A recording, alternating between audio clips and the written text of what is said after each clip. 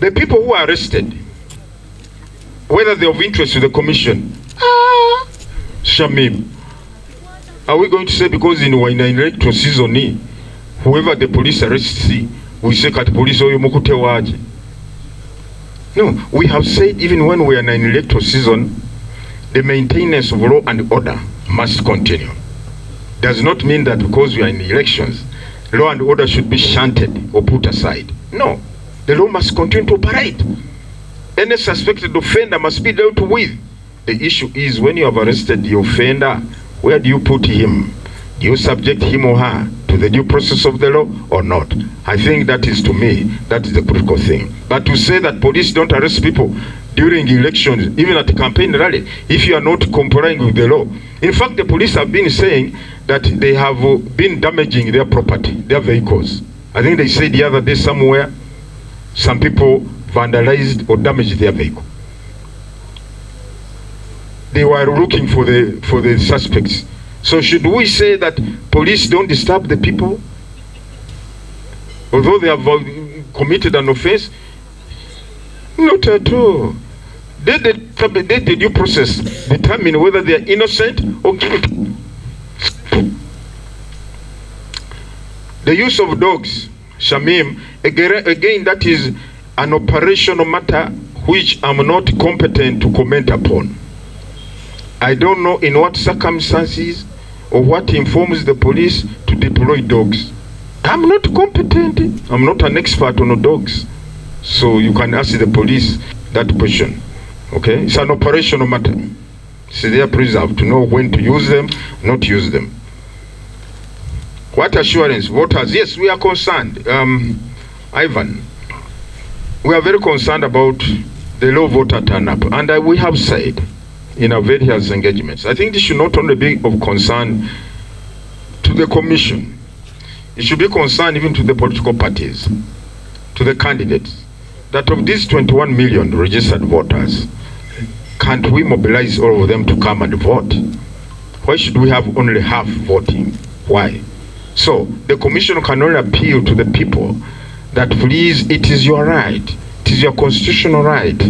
The power belongs to you, the people, and therefore you should exercise that power by choosing a leader or leaders of your choice.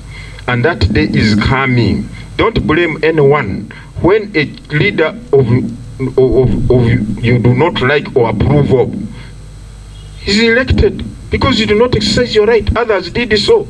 That was the leader they felt was good for them. So don't complain.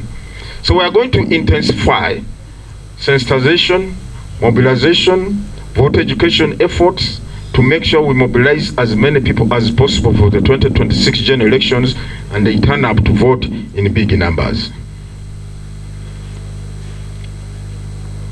Security, as I have said, the role of security is to ensure law and order is maintained. Number one. The fact that, secondly, the fact that we have elections does not mean calling people to order. Those who are about to commit crimes or suspected of committing crimes should be given a carte blanche to continue what they are doing, which is not acceptable within the law. The only thing that we have been engaging and urging the police, let the due process of the law be followed in dealing with such suspects, because a person is innocent until proven guilty. So let's subject them to the due process of the law and let the courts of law determine their innocence or their guilt. And whatever we do, the police are required to act within the law. The Law Uganda Police Act, the Penal Code Act, and many other laws define how a suspect should be handled. I think first of all, should be handled with dignity, should be handled with civility, and it should be handled with a manner that respects the rights of that suspect or individual. Level ground, yes, tell us, where is the ground not level? You are the one tell us. Here the ground is not level. Me, I don't know. The level ground, to me, I think the ground is level. Not I know, I believe the ground is level. But tell us where the ground is not level so that we can correct that area. Is any person being disadvantaged? Is anyone being denied opportunity to campaign? And I have said that provided, and I repeat, provided a candidate, be it presidential, parliamentary, or government, is going about his or her campaign process in a lawful manner, in a law-abiding manner, in a manner that complies with the guidelines, that candidate will not be disturbed at all. But if you want to act in a manner that portrays you as untouchable, the law does not recognize that. You'll be dealt with. Simple. Okay, now I think I'm coming to the end of the questions. Jude says I'm being accused of not having powers over how? How am I not having powers? I'm the returning officer for presidential candidates. I'm the one who nominated them the other day. If I had not nominated them, who would be running around as they are doing it now? Nobody.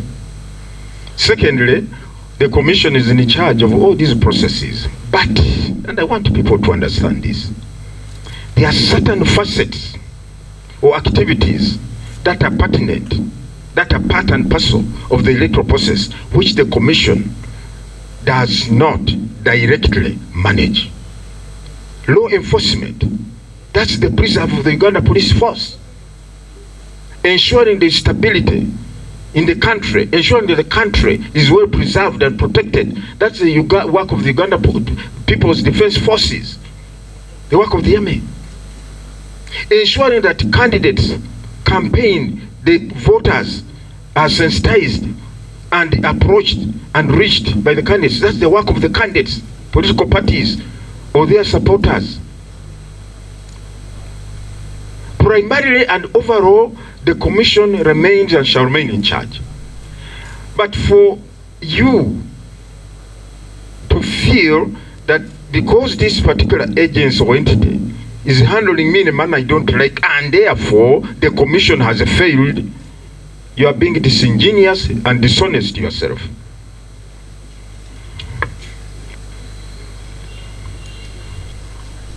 Why does it take us time to respond? See, as a commission, you receive, you analyze, you assess, then you determine the way forward.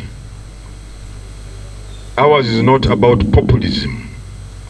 Ours is about informed decision premised on the facts and the circumstances. That's why we come out